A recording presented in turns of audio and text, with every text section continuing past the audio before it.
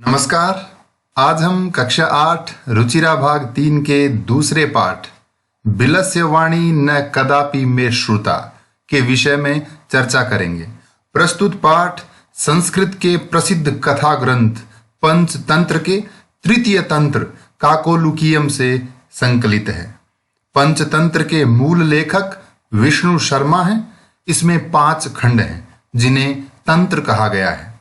इनमें गद्य पद्य रूप में कथाएं दी गई हैं और इन कथाओं के पात्र मुख्यतः पशु पक्षी हैं। प्रस्तुत है पाठ बिलस्य वाणी न कदापि मे श्रुता। इसका अर्थ है बिलस्य अर्थात गुफा की, वाणी आवाज, न नहीं, कदापि कभी भी, में मेरे द्वारा श्रुता सुनी गई अर्थात मेरे द्वारा कभी भी गुफा की आवाज नहीं सुनी गई है। कथा आरंभ होती है। कस्मिंश्चित् वने खरनखरः नाम सिंहः प्रतिवसति स्म। कस्मिंश्चित् वने यानी किसी वन में, खरनखरः खरनखर नाम, नाम का, सिंह शेर, प्रतिवसति स्म रहता था, सह वह, कदाचित इतस्ततः इधर उधर, परिभ्रमण घूमता हुआ, क्षुधार्तः भूख से व्याकुल, न किंचिद अपि कुछ भी नहीं, आहारम भोजन प्राप्त किया। वह भूख से व्याकुल इधर उधर घूमता हुआ कुछ भी भोजन प्राप्त न कर सका अर्थात उसे कुछ भी भोजन नहीं मिला। ततः तब सूर्यास्त समय, सूर्यास्त के समय अर्थात दिन ढलने के समय, एकाम महतीम गुहाम, एकाम एक, महतीम बड़ी, गुहाम यानी गुफा को, दृष्टवा देखकर, सह अचिंतयत उसने सोचा, नूनम एतस्याम गुहायाम निश्चित रूप से इस गुफा में, रात्रौ रात्रि में, कोपि कोई भी, जीवः जीव, आगच्छति आता है। गुफा को देखकर शेर ने सोचा कि निश्चित रूप से इस गुफा में कोई ना कोई जीव अवश्य आता है। अतः अत्रैव निगूढ़ो भूत्वा तिष्ठामि इति। अतः अत्रैव यानी यहीं, इसी गुफा में, निगूढ़ो भूत्वा छिप करके, तिष्ठामि बैठता हूं इति। उसने गुफा को देखकर सोचा कि इस गुफा में निश्चित रूप से कोई जीव आता है, इसलिए मैं यहीं इस गुफा में छिपकर बैठ जाता हूं। इस गद्यांश से संबंधित सभी कठिन शब्दार्थ और यथासंभव उनके संधि विच्छेद यहां दिए गए हैं। एतस्मिन अंतरे यानी इसी बीच, गुहाया स्वामी गुफा का मालिक, दधिपुच्छः नामकः शृगालः, दधिपुच्छ नाम का शृगाल यानी गीदड़, समागच्छत वहां आया। शेर ये सब सोच ही रहा था और उस गुफा में छिपकर बैठा। तभी इसी अंतर में उस गुफा का मालिक, गुफा का स्वामी, दधिपुच्छ नाम का शृगाल यानी गीदड़ वहां आया। सच और उसने, यावत पश्यति जहां तक देखा, तावत वहां तक, सिंह पद पद्धति ही शेर के पैरों के निशान, गुहायाम प्रविष्टा गुफा में प्रवेश किए हुए, दृश्यते दिखाई देते हैं। न च बहिरागताः लेकिन बाहर आए हुए नहीं।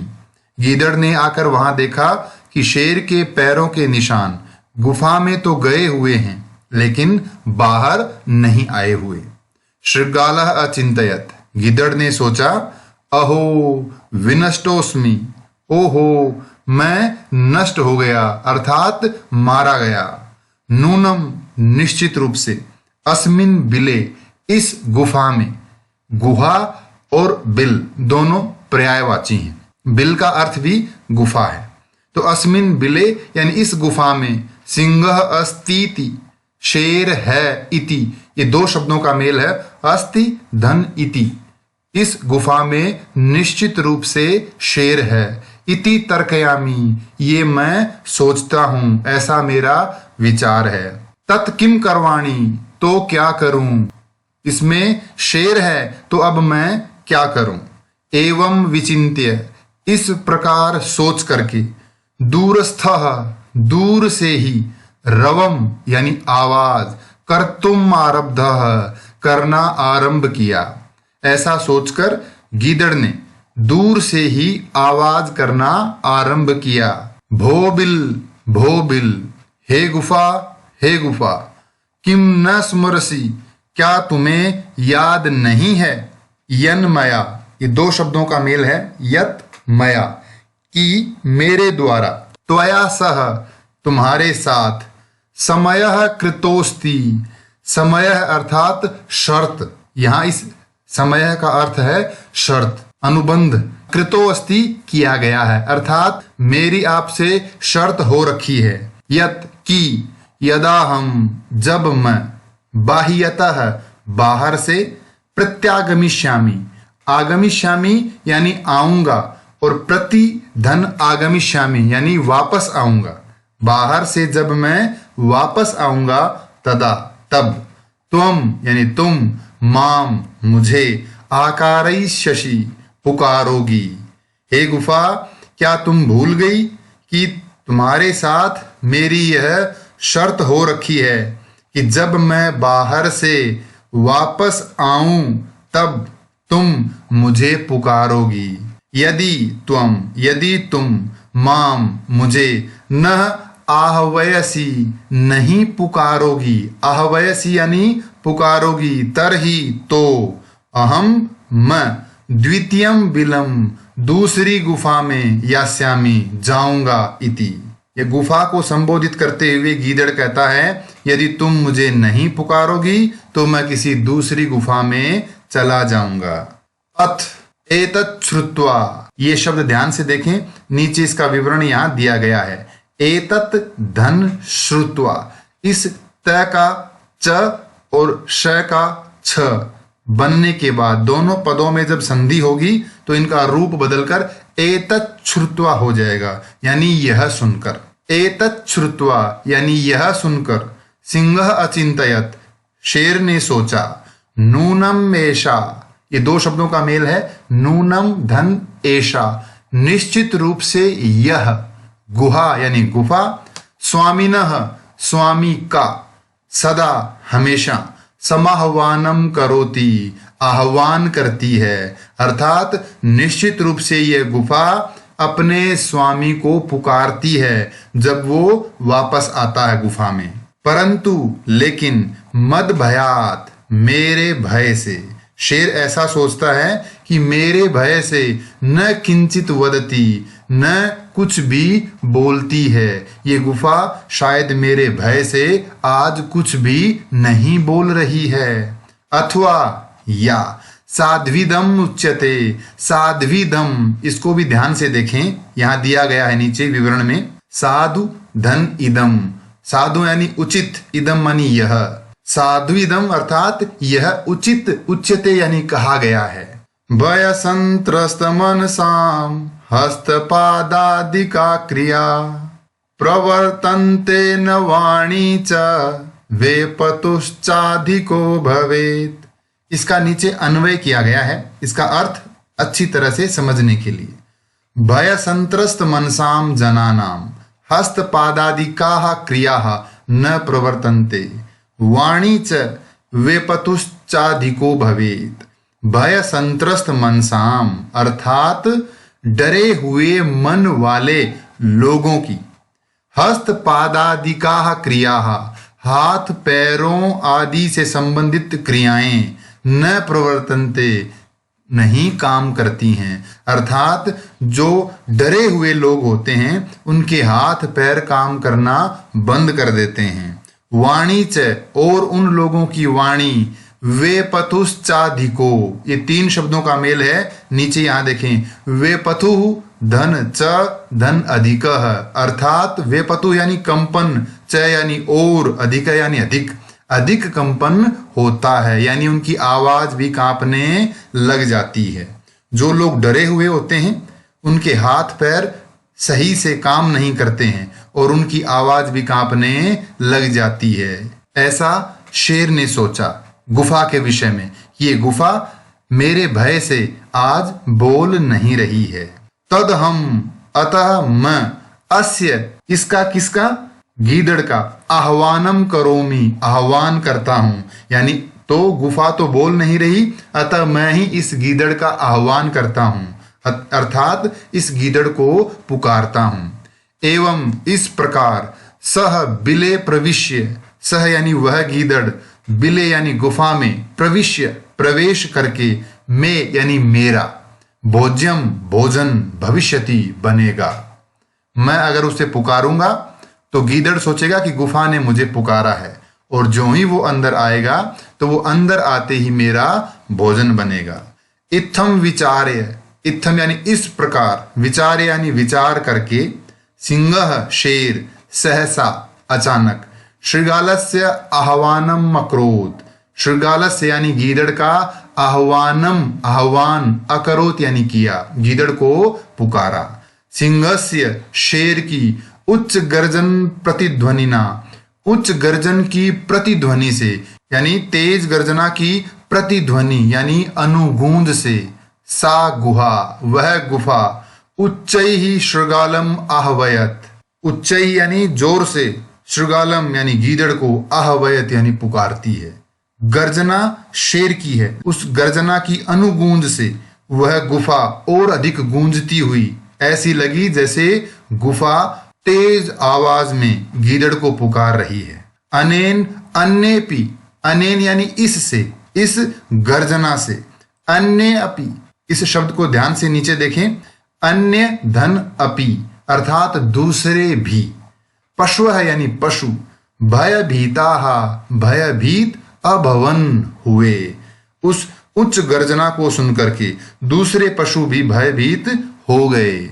शृगालोपि गीदड़ भी, ततः वहां से, दूरम पलायमानः दूर भागता हुआ, इमम पठत यह पढ़ा, अर्थात ये कहा, गीदड़ ने वहां से दूर भागते हुए ये कहा, अनागतम यह कुरुते सशोभते, सशोच्यते यो न करोत्यनागतम, वनेयत्र संस्थस्य समागता जरा, बिलस्य वाणी न कदापि में श्रुता। इसका अन्वय, इस श्लोक को अच्छे से समझने के लिए इसका अन्वय यहां दिया गया है। यह अनागतम कुरुते स शोभते, यो अनागतम न करोति स शोच्यते, अत्र वने संस्थस्य जरा समागता, बिलस्य वाणी में न कदापि श्रुता। अर्थात यह यानी जो, अनागतम आने वाले को, अर्थात जो आया नहीं है, आने वाला है ऐसे संकट को या दुख को, कुरुते करता है, क्या, विचार, उसका समाधान ढूंढता है, स शोभते वह सुशोभित होता है, अर्थात वह सुखी रहता है। जो व्यक्ति समस्या आने से पहले उसका समाधान ढूंढ लेता है वह सुखी होता है।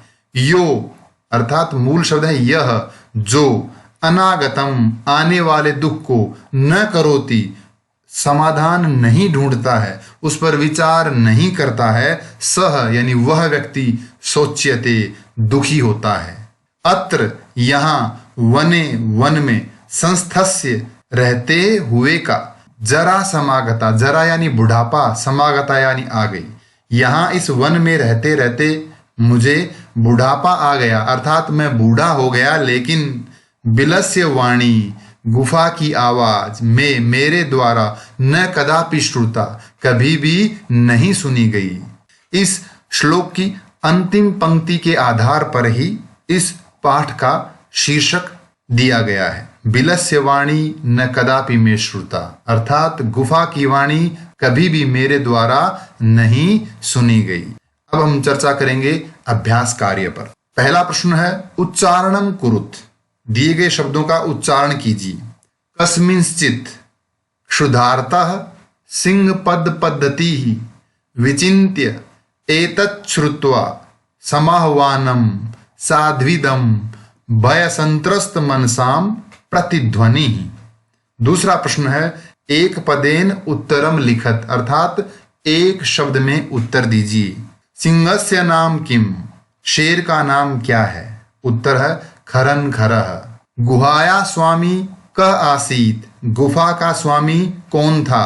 उत्तर है दधिपुच्छ। दधिपुच्छ नाम का शृगाल, गीदड़।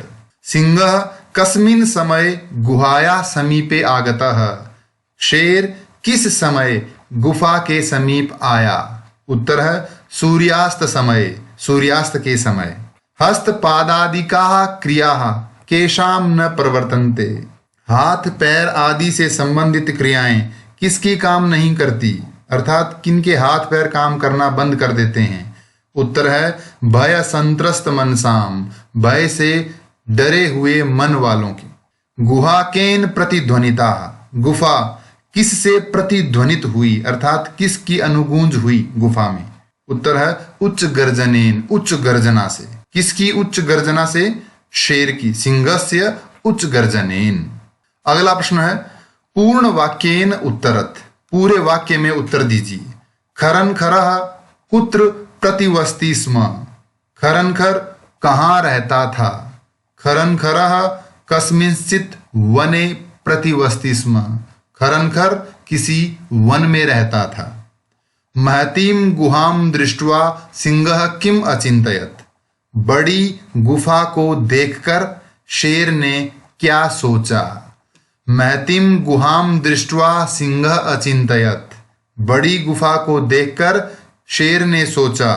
नूनम एतस्याम गुहायाम, निश्चित रूप से इस गुफा में, रात्रौ रात्रि में, कोपि कोई, जीवः जीव, आगच्छति आता है, अतः अत्रैव निगूढ़ो भूत्वा तिष्ठामि इति, अतः यहीं पर छिप करके बैठता हूं। अगला प्रश्न है शृगालः किम अचिंतयत, गीदड़ ने क्या सोचा? शृगालः अचिंतयत, गीदड़ ने सोचा। अहो विनष्टोस्मि, ओहो मैं नष्ट हो गया, मैं मारा गया। नूनम अस्मिन् बिले, निश्चित रूप से इस गुफा में, सिंहः अस्तीति तर्कयामि, शेर है ऐसा मेरा तर्क है। तत्किम करवाणी, तो अब मैं क्या करूं? अगला प्रश्न है शृगालः कुत्र पलायितः, गीदड़ कहाँ पलायन कर गया, कहाँ भाग गया? उत्तर है शृगालः दूरम पलायितः, शृगाल यानी गीदड़ दूर भाग गया।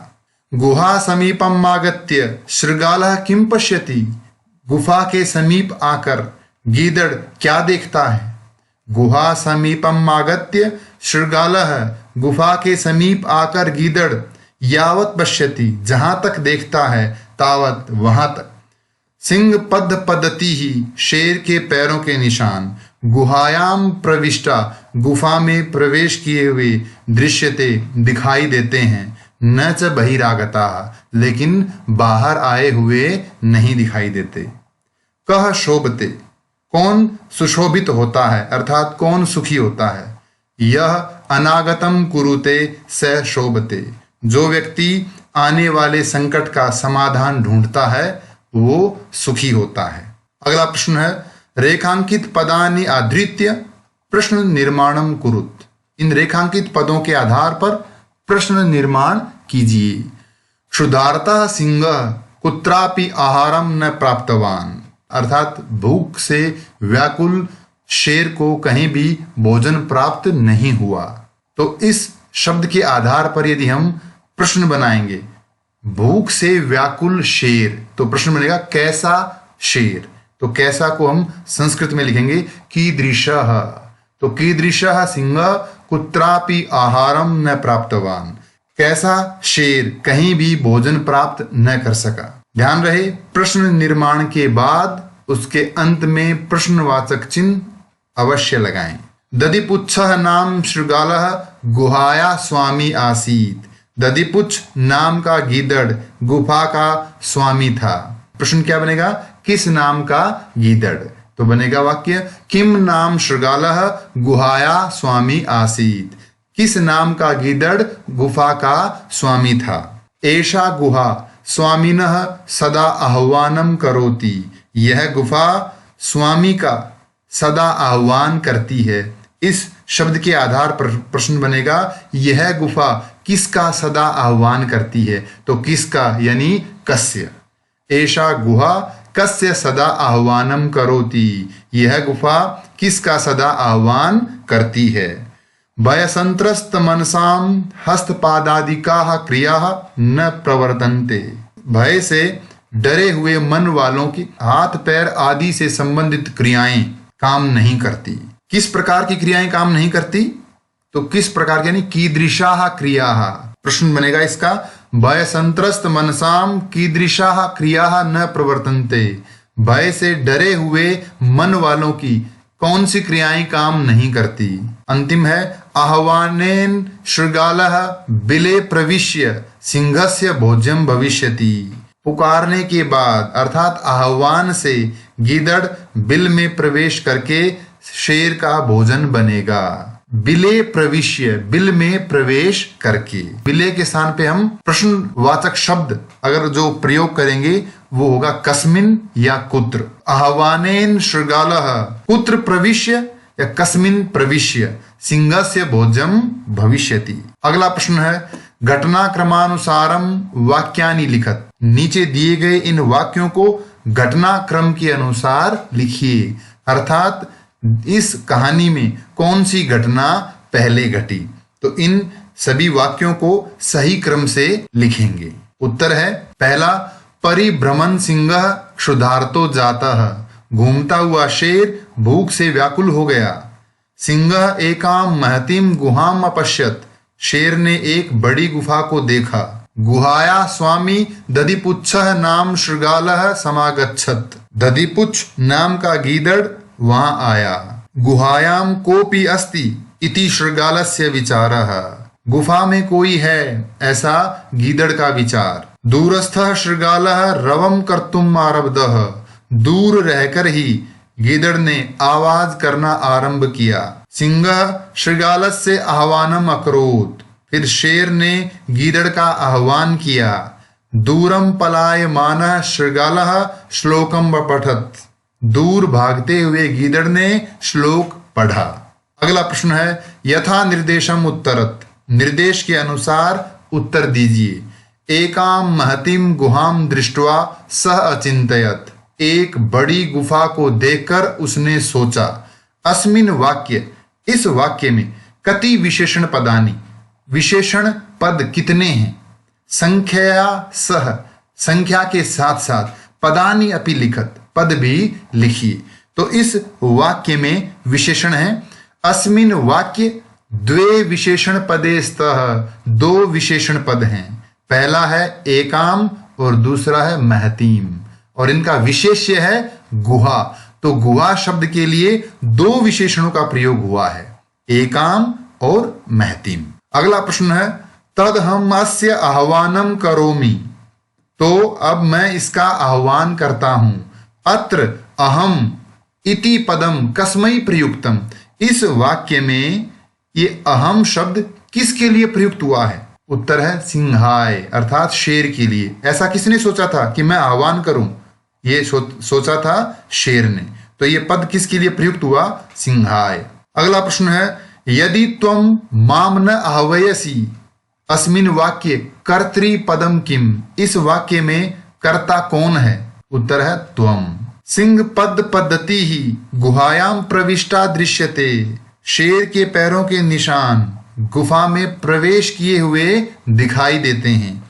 अस्मिन वाक्य क्रियापदम किम, इस वाक्य में क्रियापद कौन सा है। उत्तर है दृश्यते। अगला प्रश्न, वनेत्र संस्थस्य समागता जरा, यहां वन में रहते हुए मुझे बुढ़ापा आ गया। अस्मिन वाक्य अव्यय पदम किम, इस पूरे वाक्य में अव्यय पद कौन सा है। उत्तर है अत्र। अगला प्रश्न, मंजूषातः अव्यय पदानि चित्वा रिक्त स्थानानि पूरयत, इस पेटिका से उचित अव्यय पद चुनकर रिक्त स्थान भरने हैं। तो रिक्त स्थान भरने के बाद ये गद्यांश होगा, एकस्मिन् वने कश्चन व्याधः जालम विस्तीर्य दूरे स्थितः, एक वन में किसी व्याधः यानी शिकारी ने जाल बिछाकर दूरे स्थितः, दूर जा बैठा। क्रमशः आकाशात सपरिवारः कपोतराजः नीचै आगच्छत, आकाश से एक कबूतर सपरिवार क्रमशः नीचे आया। यदा कपोताः जब कबूतरों ने तंडुलान अपश्यन चावल देखे, तदा तेषाम लोभो जाता है तब उन्हें लोभ हो गया, लालच हो गया। परंतु राजा सहमत नासीत, लेकिन उनका राजा कबूतर सहमत नहीं था। तस्य युक्ति आसीत, उनका विचार था, यदि वने कोपि मनुष्य नास्ति, यदि इस वन में कोई मनुष्य नहीं है, कुतः तंडुलानाम संभवः, तो ये चावल कैसे संभव हो सकते हैं।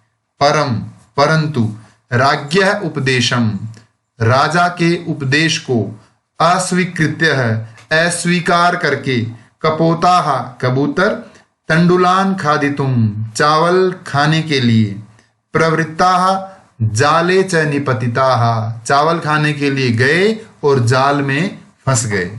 अतः उक्तम, इसलिए कहा गया है, सहसा विदधीत न क्रियाम, सहसा यानी अचानक हमें कोई भी कार्य नहीं करना चाहिए। इस पाठ से संबंधित कोई भी प्रश्न यदि हो तो नीचे कमेंट में लिखकर अवश्य पूछें।